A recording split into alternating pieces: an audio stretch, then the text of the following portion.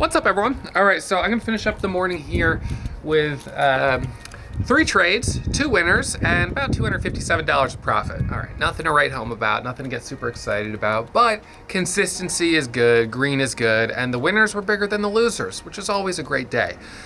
Today, like yesterday, we didn't see a lot of momentum, we didn't see a lot of follow through, so it's kind of natural after a big day that we had on Tuesday with APDN that things are gonna slow down a little bit, and certainly that does seem to be the case. So, gonna do the recap. I want you guys, as always, to leave me your questions and comments down below, and I will see you in the chat room first thing tomorrow morning, and we're gonna hopefully finish up this week with a couple more green trades. All right, see you guys in the chat room.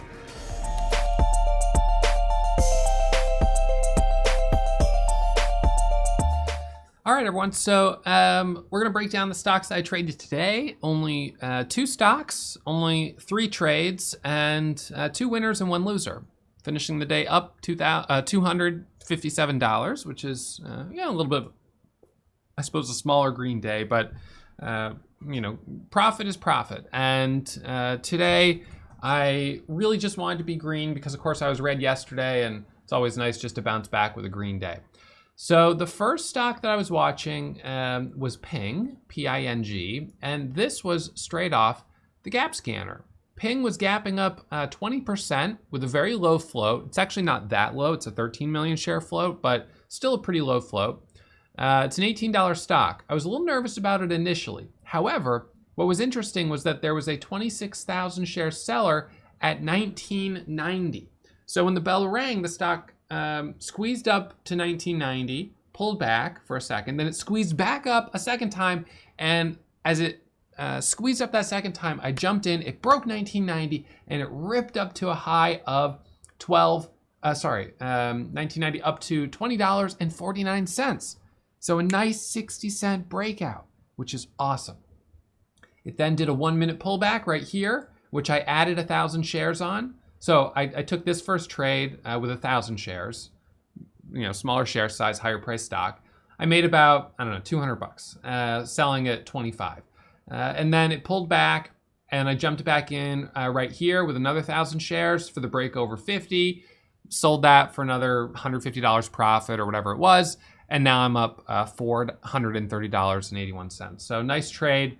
And then all of a sudden here, boom, a drop back down to 19, and it's continued to go lower since then. So kind of disappointing to see that. I was really hoping this might sustain and make a move higher. All-time highs on the stock are $21, but it just couldn't do it. Second trade was on ASTC, or the second stock I traded. This one I hesitated on when it first was coming up here, this first 1-minute pullback at 64. I thought it was interesting, but I still just was kind of like, I don't know, the risk seems a little higher. It's kind of a cheaper stock. Ping is a little more expensive, but that means it's going to have a lot of range. So at least there's more opportunity. The cheaper stocks, sometimes the best you can do is 2, 3, 4, 5 cents of profit. And with 2,000 shares, it's just not really worth it. So I kind of was not interested. And then it popped up to 79, pulled back. It popped up here. It hit a high of 86. It then pulls back, hits a high of 78, pulls back. And so I jumped in right here, actually, for thinking that it was going to break over 78. And this was an A, B, C, D setup. It doesn't work. I stop out at the VWAP for a $173 loss right here, and it flushes down. Second stock to flush down.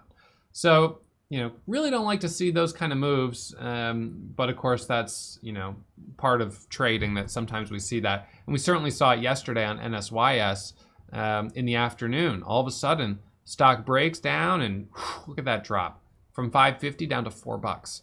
So the last couple days, we've seen some of the cleaner moves have actually been to the sell side, which is kind of disappointing because, typically I don't focus on the short side, but we have been seeing some cleaner opportunities there. So, if you have shares available to borrow, that might be a spot with a little more opportunity right now. But with Lightspeed, I didn't have any shares on ASTC, and on Ping, I thought for a moment on Ping about going short at 19, because I was kind of like, if it breaks below $20, and breaks this 1990 level, that might be a good short.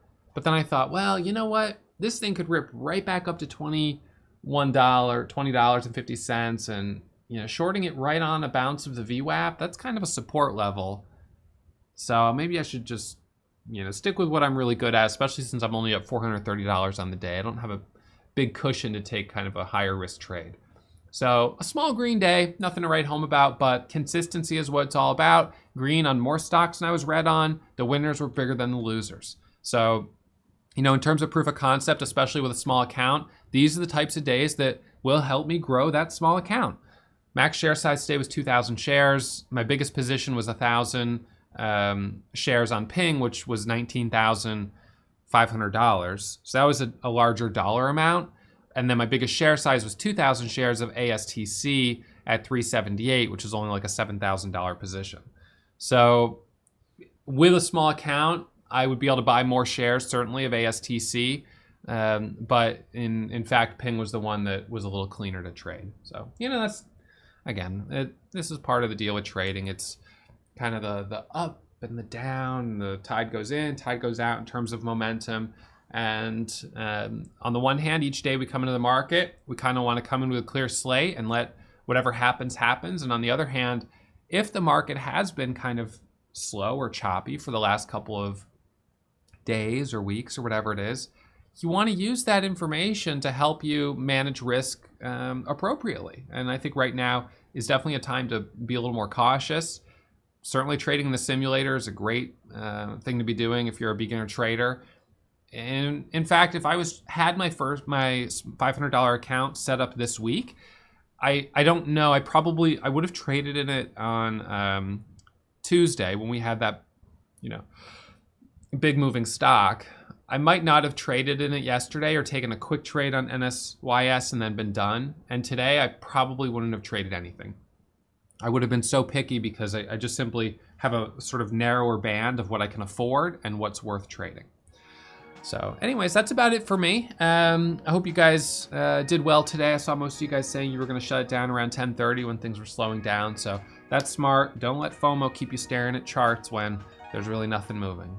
So I will see you guys first thing tomorrow morning, Friday, and hopefully we can finish up the week with a couple more green trades and then go into next week feeling good. All right, that's it for me. I'll see you guys first thing tomorrow morning. Hey, have you seen my most popular video on YouTube? It's got over 5 million views. You can check it out right here and check out one of my other videos on YouTube right here. I hope you guys enjoy, and as always, if you have questions, leave them down below in the comments section. I personally respond to every comment that's posted.